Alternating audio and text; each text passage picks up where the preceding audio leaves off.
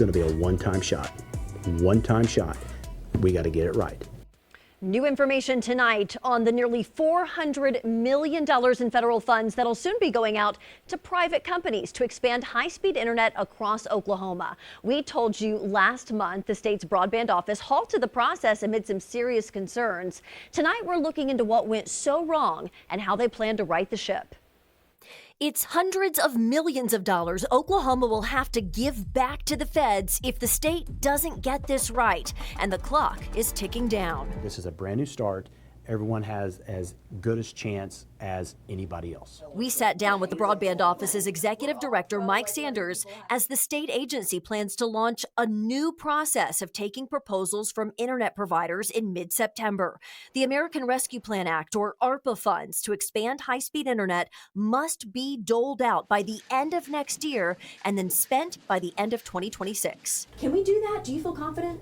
I do. And the reason I do is we talk all the time with these internet providers. So as soon as the green light is given, boom, they're gonna be ready to do it. The original process was already underway when concerns came to a head at the Broadband Governing Board's last meeting August 8th from both an ISP provider. We have major concerns with the ongoing ARPA process, who complained about an unfair challenge process and proposals that would merely build new lines in areas that already have high-speed service.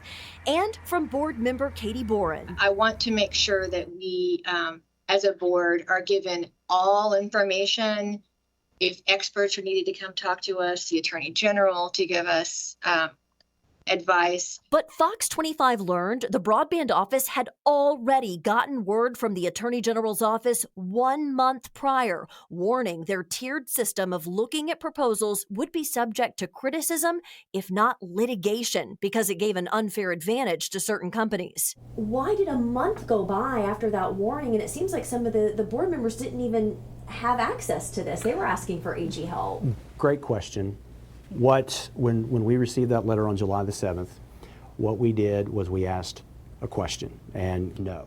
However, knowing that we're on a time frame and we only meet once a month and you have to get information to the board and they have to approve it, the objective was she gave us an opportunity and a pathway. Fox 25 learned one of the companies who stood to get priority in the now halted process was Lawton-based Hillary Communications. The Hillary family are big political donors, including to Governor Kevin Stitt and State Superintendent Ryan Walters. We looked at the Hillary's political contributions since 2015 and found they donated nearly $706,000 to candidates and the PACs that support them. Nearly $250,000 of that coming from Hillary Communications co-CEO Dustin Hillary.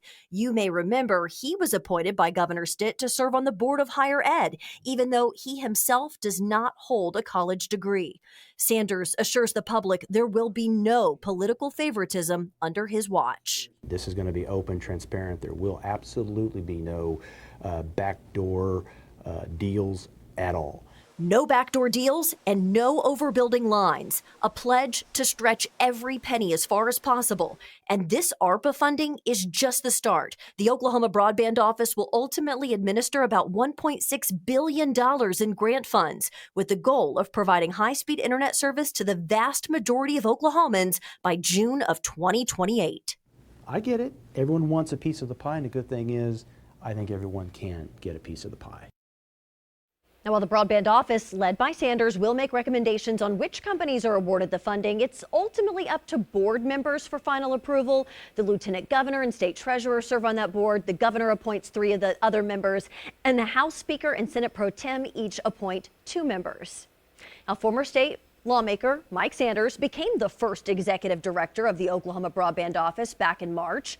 According to non-doc, Governor Kevin Stitt steered the broadband board into hiring him. The board voted unanimously to hire Sanders after considering more than 40 candidates. Non-doc reported the board initially planned to pursue an applicant who served as deputy director of another state's broadband office, but changed course after Stitt's office asked members to consider Sanders instead. Now, there's a push to expand rural broadband all across the country, and when it comes to how surrounding states are managing and distributing their federal funds for those efforts, it looks a little different to what we're seeing here. In Arkansas and Kansas, it's handled through the Department of Commerce, and in Missouri, it's handled by the Department of Economic Development. Broadband development in New Mexico and Colorado also done through existing agencies. In New Mexico, it's the Department of Information Technology. In Colorado, it's the Governor's Office of Information Technology. And in Texas, the Broadband Development Office is operated by the Comptroller's Office. State lawmakers expressed concerns when it comes to our broadband office back in June after an audit came out detailing nearly $30 million of potential misspent federal funds in Oklahoma. Representative Mark McBride told Fox 25 he was concerned about hundreds of millions of dollars in federal grants going straight to the broadband office. He wanted to put some regulations on the dollars by keeping them in a fund that lawmakers would appropriate. He said this would prevent a further misuse of federal dollars. The legislature is going to have to step in and say, we're going to take care of the money. I mean, my thing is, on the broadband, they don't spend another dime till we get something set up. When we spoke to McBride, he said this wasn't a knock on the broadband office, but a push to be proactive when it comes to distributing money. Ultimately, his plan was not put into action. Taking a closer look at Oklahoma's current internet coverage and availability. According to broadbandnow.com, Oklahoma ranks 37th in the U.S. for internet coverage, speed, and availability. The site says 1 out of 10 Oklahomans do not have access to wired or fixed wireless broadband, and nearly 7 out of 10 residents are not able to purchase broadband at a price of $60 per month or less. And that number excludes promotions and government programs. Broadbandnow.com also says 6 in 10 Oklahoma residents are unable to purchase a fiber optic internet plan.